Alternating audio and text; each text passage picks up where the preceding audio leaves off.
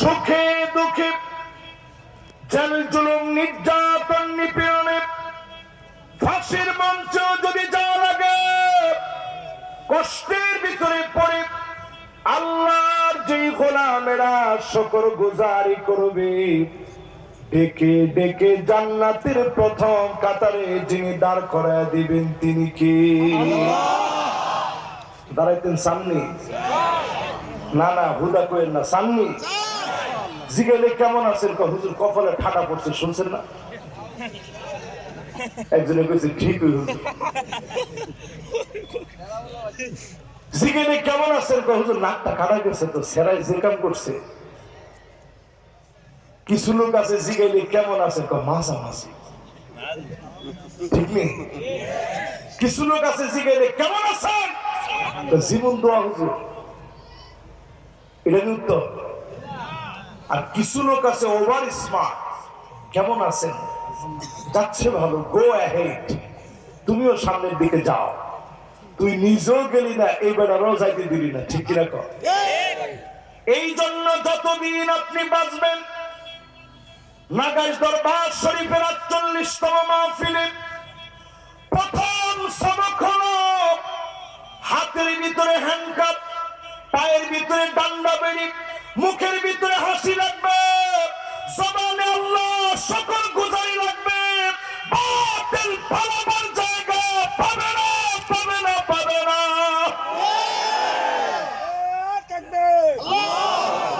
আল কোরআনের আলো, সংসদে জালো, আল কোরআনের আলো, ইসলামের শত্রুরা হুঁশিয়ার সাবধান, হুঁশিয়ার সাবধান, ইসলামের শত্রুরা। মাশাআল্লাহ, যিনি স্লোগান দিছে উনি মনে প্রাণে বিশ্বাস করে ৫৪ বছর ধরে সব দেখা শেষ, সামনে লাগবে আল কোরআনের বাংলাদেশ। এটা কি খালি ঠিক বন্ধ? যেটা সবার পরে ঠিক কইছে, এটা অন্যজনের ধাক্কায় কইছে, অন্যজনের ধাক্কায় কই না, আসলে কোন সবার সব দেখা শেষ, সামনে লাগবে কি? তোরে কোন সামনে লাগবে কি? আপনি বুঝতেছেন না? এলো দরবার কি আর একটা দুইটা আছে? একটা জায়গায় আছে ৩ লাখ ফিট। ৩ লাখ ফিটের যদি একটা করে দরবার লাগে, তাহলে কয়টা করে লাগবে? অন্তত ৩ লাখ দরবার লাগবে। আজকের এই দরবারের মাহফিলে পরিষ্কার আমরা বলছি, এই জমিনে যদি ন্যায় বিচার কায়েম করতে চান, কোরআনের বিকল্প ন্যায় বিচার আসবে না, আসবে না, আসবে না, ঠিক কিনা বল? এই জিনিসটা আজকে আপনাদেরকে বুঝিয়ে দেওয়ার চেষ্টা করব। যে যে দল করেন করেন, আমরা কি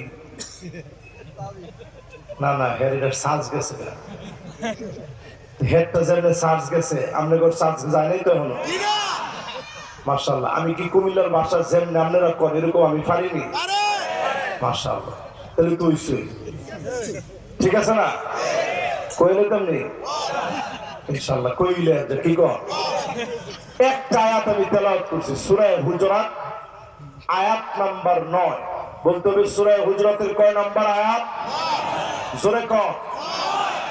এই আয়াতের তাফসীরে ঢোকার আগে সশ্রদ্ধ সম্মান ভরে হৃদয় সবটুকুন ভালোবাসা উজাড় করে দিই, নবীজির নামে মন প্রাণ ভরে একটা বার দুরূদ শরীফ পড়ব। দরুদ এবং সালাম সবাই পড়েন, সাল্লাল্লাহু আলাইহি ওয়াসাল্লাম। সবাই কইছে না? সাল্লাল্লাহু আলাইহি ওয়াসাল্লাম। আবার মুহাম্মাদুর রাসূলুল্লাহ সাল্লাল্লাহু আলাইহি ওয়াসাল্লাম। সুন্দর হইছে। এবার আমরা ওয়াজ শুনবেন কতক্ষণ? না, আমি একলা তো সারা রাত না, আরো বক্তা আছে না বাংলাদেশে। না, আমি 2 ঘন্টা না, আমার টাইম দিছে 1 ঘন্টা। অলরেডি 1 ঘন্টার ভিতরে মোটামুটি একটা সময় গেছে। বাকি 1টা মিনিটও হক আদায় না করে বেহুদা কথা আমি বলবো না, ইনশাআল্লাহ বলে। তাহলে সূরা হুজুরাতের কয় নাম্বার আয়াত তেলাওয়াত করছি? وأقسطوا إن الله يحب المقسطين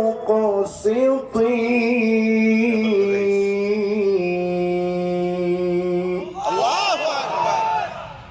ন্যায় বিচার প্রতিষ্ঠা করো, ন্যায় বিচারকদেরকে যিনি পছন্দ করেন, ন্যায় বিচারকদেরকে যিনি ভালোবাসেন তিনি কে? আওয়াজ করে বলেন। কর্মসূচি লাগবে 8টা।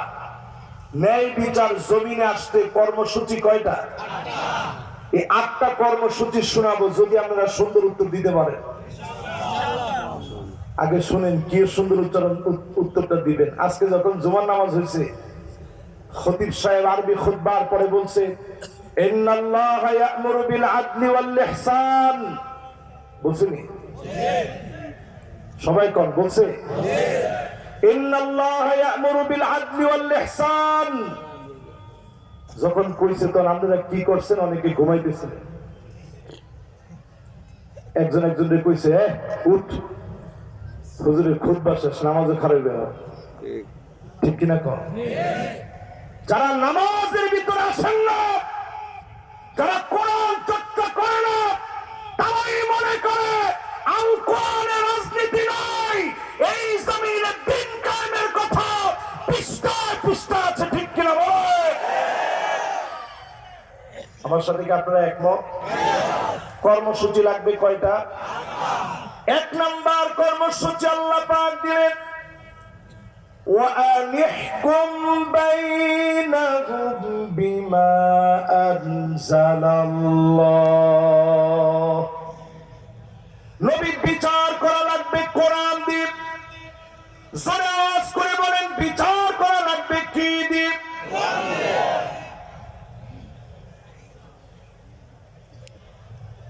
একটু কোরআনটা হাতে নিলে বরকত লাগবে আমার কাছে। কি দিয়ে? এখন যারা মনে করেন কোরআন দিয়া বিচার চলবে না, তাকায় দেখবেন এরা দুর্নীতিবাজ, ডাকাত, লুটেরা, জালাকার, মদখোর, তারাই কেবল কোরআনের বিচারের বিরোধিতা করবে। সূরা মায়েদা 49 নং আয়াত খুলে দেখেন, পরিষ্কার কোরআনের বক্তব্য। বিচার লাগবে কি দিয়ে? তাহলে আচ্ছা, কোরআন দিয়ে বিচারের কথা এটাকে আমি বলছি না আল্লাহ বলছে?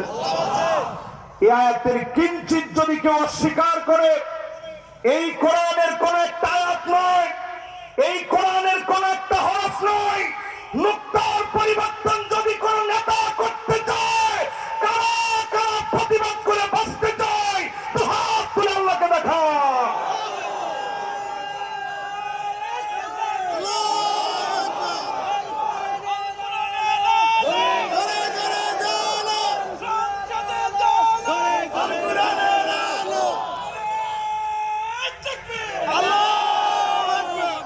এবার একটু আমার সাথে সাথে বলেন, কোরআন দিয়ে বিচার করতে বলছেন কে?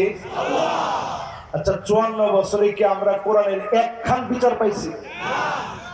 না না, যদি পান আপনার একটু দাঁড়ায় মেহরবানি করে কর। হুজুর, এই বিচারটা আমরা কোরআন দিয়ে পেয়েছি। একটা বিচার কি আমরা পাইছি কোরআন দিয়ে? নর্দমার পচা, কীট পচা, পচা বস্তা পচা গুলা সেই 164 বছরে বস্তা পচা রীতি আর নীতি দিয়ে আমার দেশে বিচারগুলো এখনো চলতেছে। ঠিক কিনা বল? 2 নম্বর আল্লাহ রাব্বুল আলামিন বলেন, ওয়ালা তাত্তাবি আহওয়াহুম, মন গড়া কোনো বিচার চলবে না। বিচারপতি মানিক কারা যেইভাবে মন গড়া বিচার করেছে, প্রিয় আল্লাহকে যেইভাবে শাস্তি দিয়েছে, রাজাকার বানিয়েছে, এই বিচার আমাদের বিচার হতে পারে না। ঠিক নেই? হল মনে হয় একটা বন্ধ হয়ে গেছে, ঠিক হয়ে যাবে ইনশাআল্লাহ। মাইক যেই যুগে ছিল না, ওয়াজ ছিল না, কিদা সুঙ্গা দিয়া, সুঙ্গা ছিলেন, ওই সুঙ্গা দিয়ে ওয়াজ চলছে। আজকেও প্রয়োজনে আমরা ওয়াজ শোনায় যাবো, ডেকে ডেকে হইল। তাহলে 1 নাম্বার বিচার চলবে কি দিয়ে? 2 নাম্বার মন গড়া বিচার, মাকজুমিয়া গোত্রের নারী তুয়াইমিয়া নামক এক নারী মক্কা বিজয়ের পরে চুরি করে ফেলেছে, হাত কাটা লাগবে। কোরআনের বিধান অনুযায়ী আল্লাহ নবী বিশ্ব নবী বিচার করবেন, হাত কাটবে। সাহাবীরা বলাবলি করছে, কোনভাবে যদি শাস্তি লাঘব করে দেওয়া যেত, কে বলবে নবীজিকে? হুব্ব রাসূলিল্লাহ যায়েদ বিন হারেসার সন্তান মুতা প্রান্তে যেই যায়েদ বিন হারেসা শহীদ হলেন, আমি নিজে সেই জর্ডান গিয়ে ওই জায়গা দেখে ফুপিয়ে ফুপিয়ে কেঁদেছি, যে জায়গায় যায়েদ বিন হারেসা শহীদ হয়ে গেছে। আল্লাহ নবীর পালক পুত্র মুতা প্রান্তে যাওয়ার সময় বারবার নবীজির দিকে তাকালেন, মায়ার দৃষ্টিতে দেখলেন, আর বলতেছিলেন, ওগো নবীজি, জীবনে আর কোনদিন মনে হয় আপনার সঙ্গে দেখা হবে না। আল্লাহর নবীর কাছ থেকে বিদায় নিয়ে গেলেন ওনার সন্তান উসামা। নবীজি যাকে উপাধি দিয়েছিলেন হুব্ব রাসূলিল্লাহ, আল্লাহর নবীর ভালোবাসা। সাহাবী আবু উসামা, তুমি নবীজিকে গিয়ে বলো।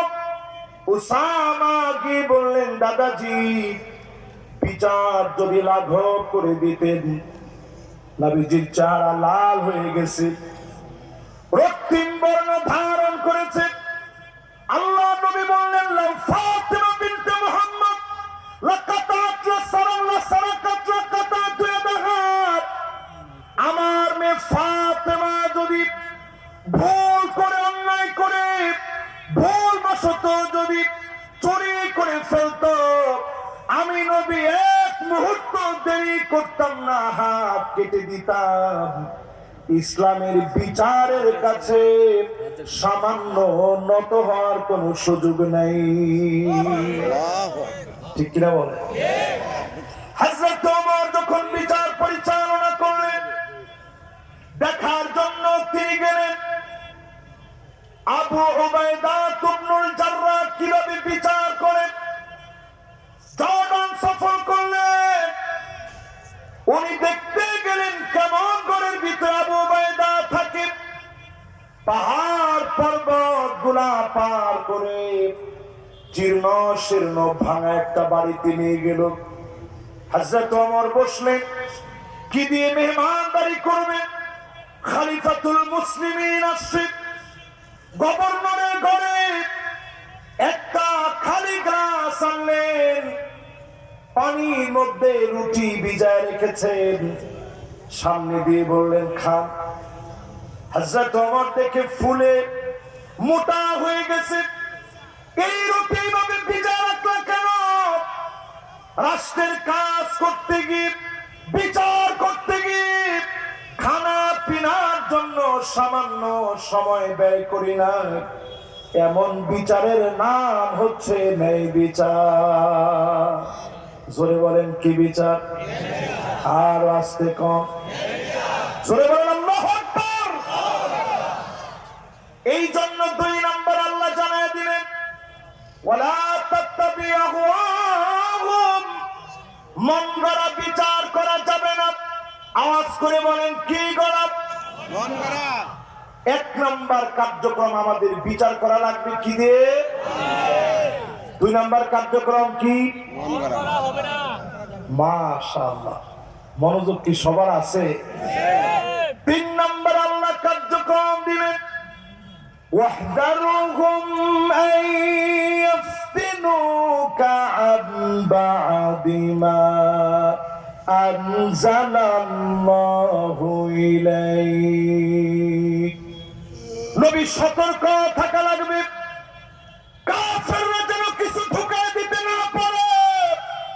আজকের মাহফিলে বলি, আমাদের সতর্ক থাকা লাগবে। পার্শ্ববর্তী কোন দেশ নানাভাবে চক্রান্ত করে আমাদের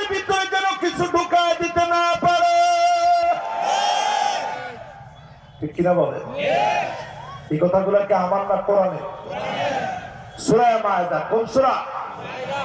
49 আয়াত নাম্বার থেকে দেখা শুরু করবে। তাহলে 3 নাম্বার কার্যক্রম সতর্ক থাকা। 1 নাম্বার কার্যক্রম কি?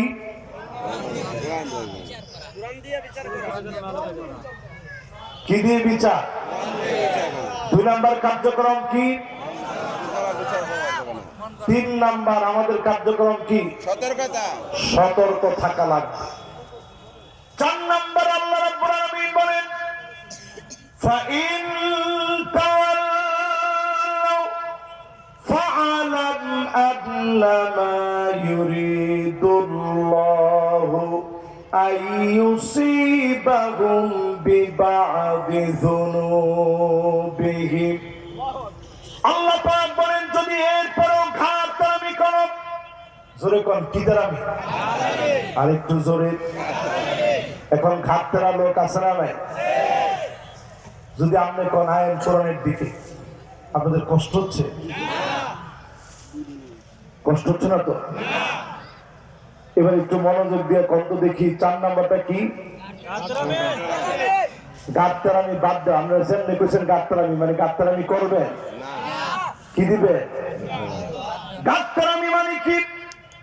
কোরআনের দাওয়াত দিলে অনেকে মুখ ফিরায় নেয়।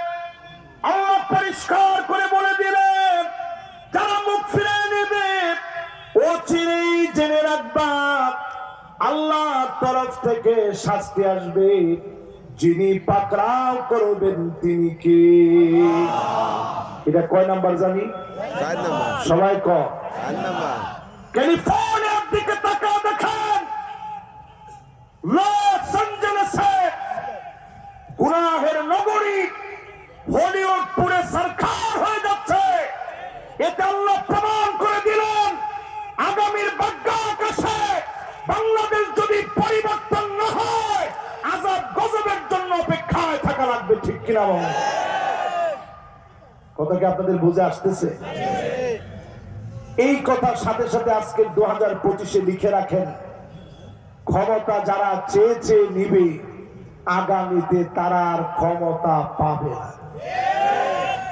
আসতে কম শুনলে তো আসতে কম না।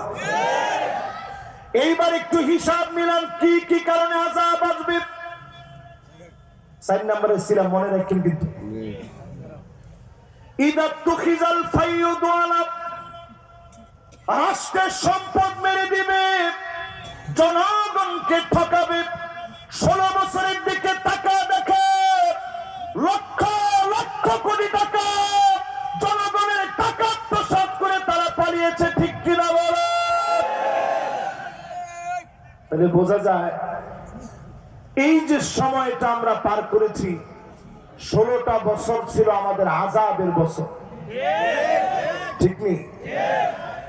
2 নাম্বার কি কারণে আযাব আসবে?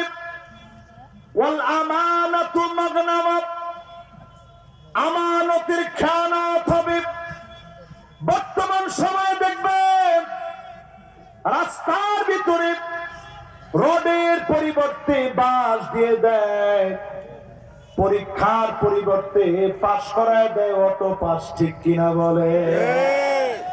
এখন যে ইঞ্জিনিয়ার অটো পাস করবে হ্যাঁ তো রোডের পরিবর্তে বাসই দিবে, কারণ হ্যাঁ করছে অটো পাস। দিব জনগণ রে কি কথা কয় না কি? এটাই তো হয়েছে। ঠিক না? এরপরে এই পৃথিবীতে আযাব আসবে কখন? ওয়াযাকাতু মাগরামা, যাকাতকে মানুষ অভিশাপ মনে করবে, যাকাত দিতে চাবে না।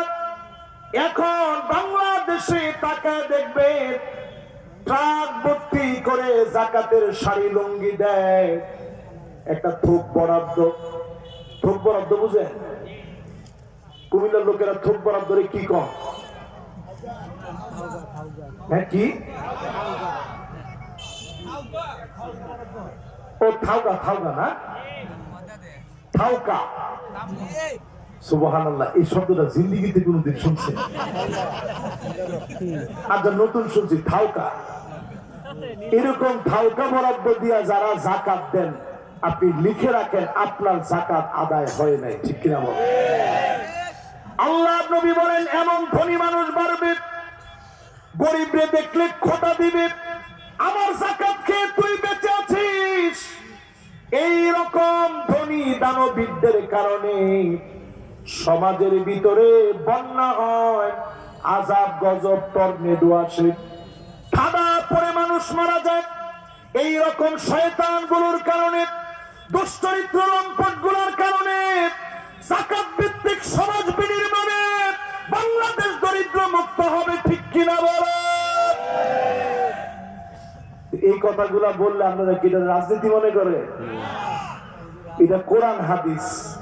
আমরা যে মনে করেন কোরআন হাদিসের রাজনীতি নাই, এই হাজার হাজার মানুষের ভিতরে আমি প্রশ্ন করতে চাই, এর নাম যদি রাজনীতি হয়, পরিষ্কার আপনি কোরআন হাদিস পড়েন, পৃষ্ঠায় পৃষ্ঠায়, হাদিসে হাদিসে, অক্ষরে অক্ষরে আপনি রাজনীতি খুঁজে পাবেন, ঠিক কিনা বলে? আল্লাহু আকবার, নারায়ে তাকবীর, আল্লাহু আকবার, আল কোরআনের আলো ঘরে ঘরে জ্বালো, আল হাদিসের আলো ঘরে ঘরে জ্বালো, তাকবীর, আল্লাহু আকবার। মাশাআল্লাহ, আপনারা তাকবীরটা দিয়েছেন পরে আমার মনটা একটু শান্তি হয়েছে। কি লেগে শান্তি হয়েছে? কারণ আপনারা বুঝছেন যে আসলে কোরআন হাদিসের ভিতরে এই বিষয়গুলো আছে না নাই? এখানে অনেক বড় বড় আলেম আছে, আমি যদি বানায় বানায় অর্থ কই, এরা অন্তত মাথাটা তো লড়াইব, দূর এটা কি কইল, এমন বেক করলে অনুবাদটা কেমনি করলো এই হুজুরে? আপনি দেখেন, আমি যখনই কিছু বলতেছি ফিরসা হুজুরতে শুরু করে সবাই মাথাটা এমনি লড়ায় না, এমনি লড়াইতেছে। মানে কি কথা কথা, যদি আমি ভুল কইতাম উনি একবার দুইবার সহ্য করলে, এরপরে মাথাটা এমন ঝুললেন ঝুললে লইলে আমরা বুঝতেন যে হুজুর যেটা কইতেছে পুরোটা বেঠিক। তার মানে আমাদের কাছে বুঝে আসে এই কথাগুলা কোরআন হাদিসের মধ্যে আছে না নাই? এরপরে দেখবেন এই দুনিয়ার ভিতরে আলেম হবে, শুধুমাত্র মানুষ বক্তা বলবে, খতিব বলবে, বড় রকমের টাকা কামাবে। এই জন্য যারা আলেম হবে, তোমার মতো আলেমের কারণে আল্লাহ দুনিয়ার ভিতরে গজব আসতেছে, ঠিক কিনা বলো? এটা তো একটু জোরে ঠিক করলে আমি খুশি হইতাম। কেমনে সবাই মিলে বলো? আমি হুজুর যখনই হাদিসের এই অংশ পড়ি, আজকের কথাই বলি, এক টুকরা দুই টুকরা আমার এখন খাইতে খাইয়া কথা কইতে কষ্ট হইতেছে। এত বড় বড় এক একটা খাসির টুকরা দিছে হুজুরের ভাই। আপনি চিন্তা করেন, এক রাতের হিসাব যদি আল্লাহ নেয়, আজকের রাত্রে তোর নিজের ভাইয়ের বাড়িতে তুই গেলি, এরপরে তোর যে মেহমানদারি করছে, এই মেহমানদারিটার জবাব দিয়ে একটা কদম সামনে যা। আল্লাহর কসম, একজন বক্তা একটা কদম সামনের দিকে যেতে পারবে না। অনেক ঠিক করে না, এটা হুজুরের বিরুদ্ধে গেছে, এটার মধ্যে ঠিকঠাক কই কেন? জোরে কর। কত আলেমের সেদিন মাথা নিচের দিকে দিয়ে দিবে, পা গুলা উপরের দিকে দিয়ে দিবে। সেদিন বহু আলেম আল্লাহর কাছে আসামি হয়ে যাবে। কসম আল্লাহ, আমার বড় ভয় লাগে, যেই পরিমাণ এক্সপেকটেশন নিয়ে কথাগুলো মানার নিয়ত নিয়ে আপনারা বসেন, এই পরিমাণ আমল নিয়ে যদি কথা না বলি, আল্লাহ যদি সেদিন আটকায় ফেলে, আলেমদেরকে দিয়ে আল্লাহ জাহান্নাম উদ্বোধন করবে।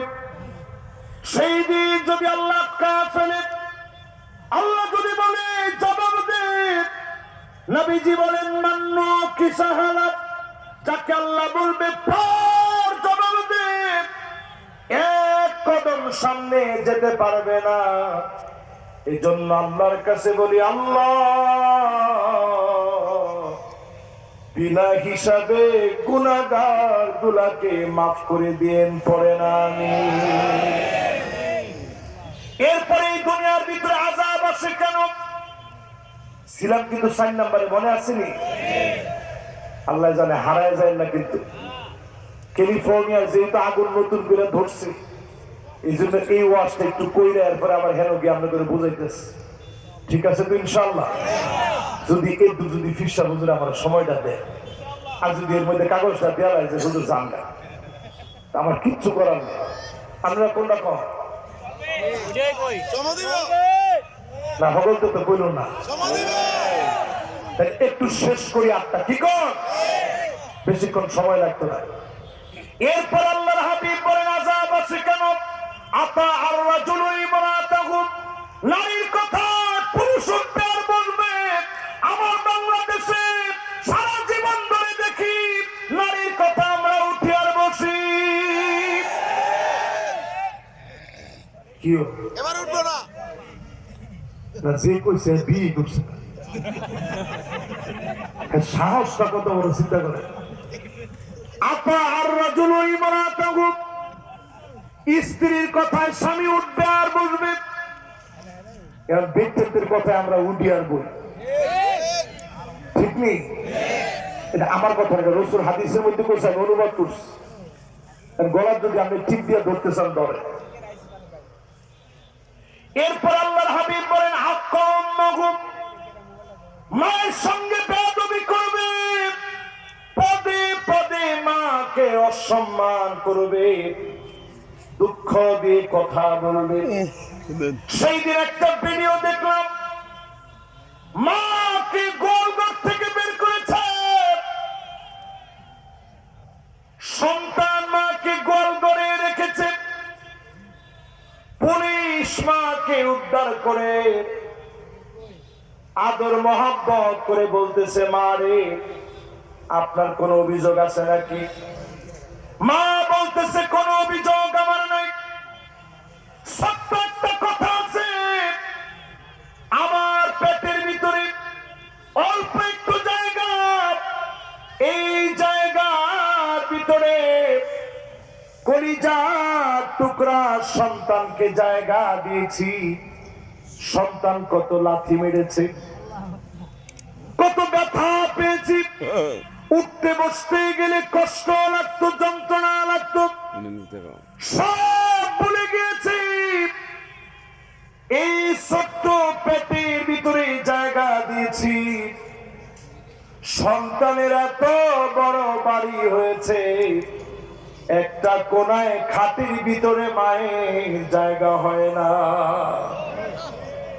এই রকম দৃশ্য যখন আপনি দেখবেন, পরিষ্কার ভাবে বুঝবেন অচিরেই যিনি শাস্তি দিবেন, নানা রকমের আযাব আর গজব দিবেন, তিনি কে? এরপরে নবীজি বলেন আদনা সাদিকাহু, বন্ধু বন্ধুর জন্য বড় পাগল। ও যুবকেরা, এখানে যারা বসছেন ফ্রি ফায়ার খেলেন, কেনা কেনা হাত তুলে তো দেখি। মাশাআল্লাহ, একজনে হাত তুলছে, আরেকজনে হ্যাঁ কাজ করে রয়েছে লগে লগে। সাহসটা কত বড়! তুই যে ফ্রি ফায়ারের কথা কইলি, হ্যাঁ মনে করছে ফ্রি ফায়ারের কথা কইলে হুজুরে কোন একটা পুরস্কার দিব না নগদ। আচ্ছা, যে হাত তুলছে হাসা কথা কইছে, আরে আপনারা কিচ্ছু মনে করেন না। ফ্রি ফায়ার খেলে এমন যুবকের সংখ্যা এখন কম না বেশি? চার বন্ধু এক লগে ওই কয় মা, কোন দিকে কয় ডান দিকে, ডান দিকে একটা বন্ধু থাকে কয়জন, উল্টা দিকে আবার 50টা গ্রুপ থাকে, হেরা হেরা আবার আস্তে আস্তে একটা একটা লোকের কথা কয়। এই যে খেলাধুলা হয়, সারা রাত চলে যাও যুবক তোমার এই খেলা খেলতে। যুবক তুমি তাকা দেখো, বাইতুল মুকাদ্দাস কাঁপতেছে। 5 তারিখে বাংলাদেশে আল্লাহ বিজয় দিলেন, 8 ডিসেম্বরে সিরিয়াতে যিনি বিজয় দিলেন তিনি কে? আগস্টে বিজয় পেলাম আমরা, সেপ্টেম্বর, অক্টোবর, নভেম্বর, ডিসেম্বর, কয়টা দিন অপেক্ষা করার পরে সিরিয়া বিজয় হয়ে গেছে। জোরে করে আল্লাহু আকবার। আজকের এই মাহফিলে আমি পরিষ্কার ভাবে বলি, ও যুবক, তোমার বসে থাকার সময় নয়। রণাঙ্গন তোমাকে ডাকছে, অচিরেই মিশর বিজয় হবে, সিরিয়া জেগে উঠবে, লেবানন জাগবে, লিবিয়া জাগবে, মিডল ইস্টের ভিতরে কালেমার পতাকা পথ করে উড়বে, কোন জালেম আটকে দিতে পারবে না, পারবে না, পারবে না।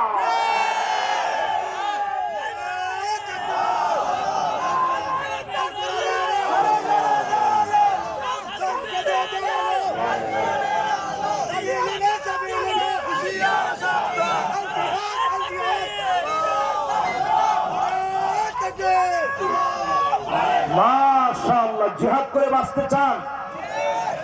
এই স্লোগানটা যদি গত বছরে যদি হুজুর আমার দাওয়াত দিত, শ্রোতারে খুঁজে না পাইলো, মাহফিলতে যাওয়ার সময় পুলিশে আমারে কইতো, হুজুর একটু গলাটা ভাঙছেন, আমাদের অনেক রস করছেন, একটু থানা পাইতেন, 2 কাপ চা খাওয়াইতাম।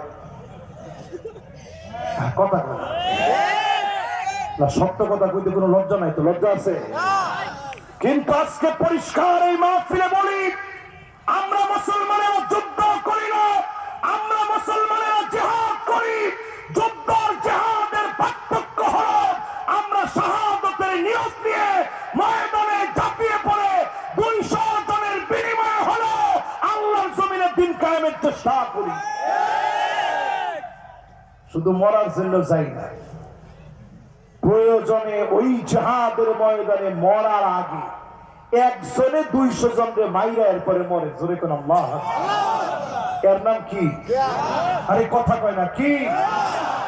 ইয়ারমুকের যুদ্ধে মুসলমানের সৈন্য ছিল মাত্র 36,000।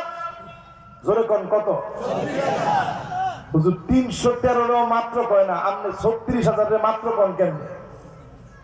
প্রতিপক্ষের সৈন্য ছিল 4,40,000। কোনো কিছু কয় না তো? মুসলমান ছিল কত? কাফের কুফার রোমক সম্রাটের সৈনিকরা ছিল 4,40,000। তাহলে বেশি কত? এরকম বকুল্লাহটা দিতালেন কুমিল্লার লোকেরা।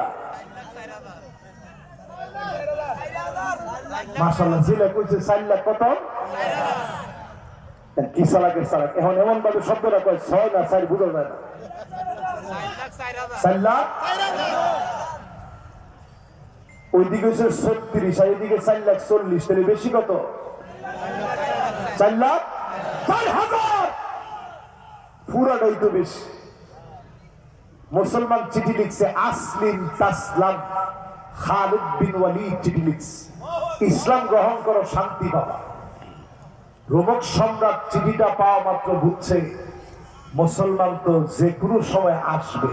খালিদ বিন ওয়ালিদ বলছে, আমরা যুদ্ধ করতে আসবো না, আমরা কিতালের জন্য আসবো না, জিহাদের জন্য আসবো। জোরে কোন আল্লাহ। খালিদ বিন ওয়ালিদের চিঠি পাওয়া মাত্র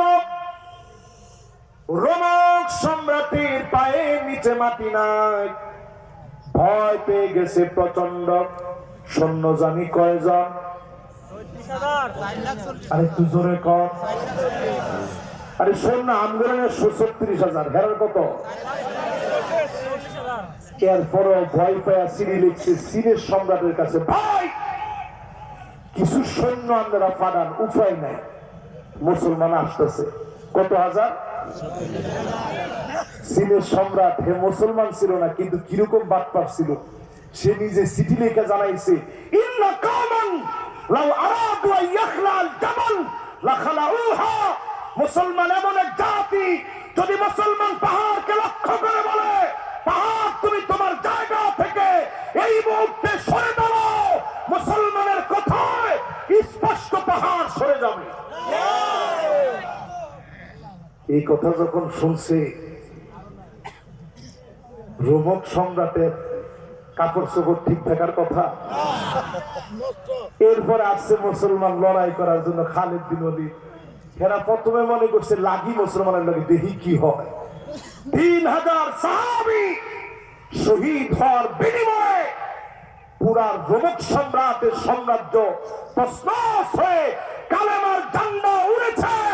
ওই ঝান্ডা রোমক সম্রাট আটকায় দিতে পারে না। ভারতকে আমরা শোনা দিতে চাই, মুসলমান হচ্ছে লোহার বুট, মুসলমানকে দাঁত দিয়ে চাবাইতে পারে এমন বিষাক্ত কোন দাঁত পৃথিবীর ভিতরে তৈরি হয় না, হয় না, হয় না।